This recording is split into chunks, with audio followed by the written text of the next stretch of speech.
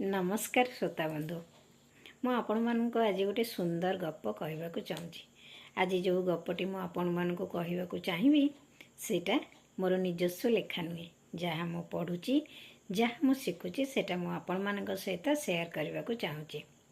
आपण मैंने समस्ते जानी आमर 4 प्रकार दोष अच्छी, जमती कर्म दोष, भाग्य दोष, चरित्र दोष, धैर्य दोष। कर्म दोष आपण जेमिति कर्म करेंगे आपण से अनुसार फल पाइबे, कर्म अनुसार भगवान आपन को फल देवे।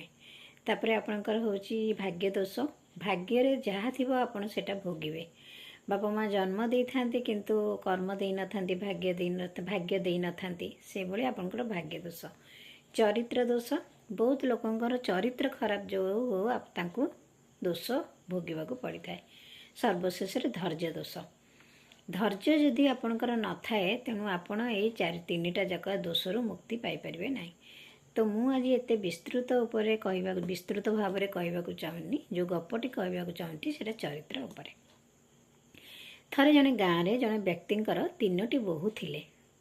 3टी बोहू पर चतुर्थ बोहू आसिले।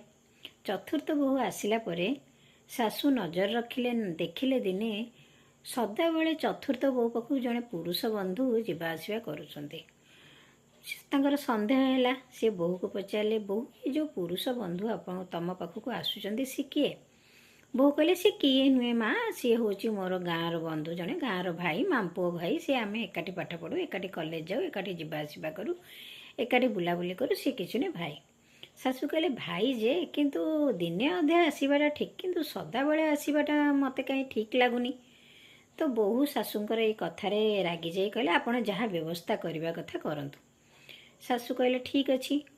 यही कथा चिंता करी से जने पुरोहित जने पंडित को डाकिले। पंडित को डाकिके समस्या कहले, कहले पुरोहित यही बोहू पाखक सर्वदा गोटे पुरुष बंधु आसुची, से किए? पुरोहित कहले किछि नहीं, आमे गोटे यज्ञ करदबा, यज्ञ कलापर से मानिबो ये पुरुष बंधु किए, से निज मुहरे मानिबो ये पुरुष बंधु किए। तापर पुरोहित यज्ञ आरंभ कले। यज्ञ आरंभ कले, बढ़िया से यज्ञ कले। यज्ञ शेष से जड़े जड़े बोहू मानू डाकिले। डाकी कहले जे तमे अविवाहिता बेले केतोटी पुरुष बंधु सहित आपण तम मानकर मन लगी, केते जन को तमे हृदय देइथिल, सेतिकिटी कुश तमे माने यज्ञ कुंडरे पका। प्रथम से चतुर्थ बोहू को डाकिले, कहले बोहू तमर केतोटी पुरुष बंधु थिले, केतोटी पुरुष बंधु को तमे हृदय देइथिल, केते जन को तमे भल पाइथिल, सेई सेतिकिटी कुश तमे यज्ञ कुंडरे पका।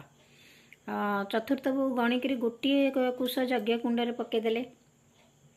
तापरे पुरोहित तृतीय बोहू को डाकिले। तृतीय बोहू को सेपरी गणिकी से 2टी कि 3टी कुश पकेले। तापरे द्वितीय बोहू भी सेमती गणिकी से 4टी 5टी कुश पकेले।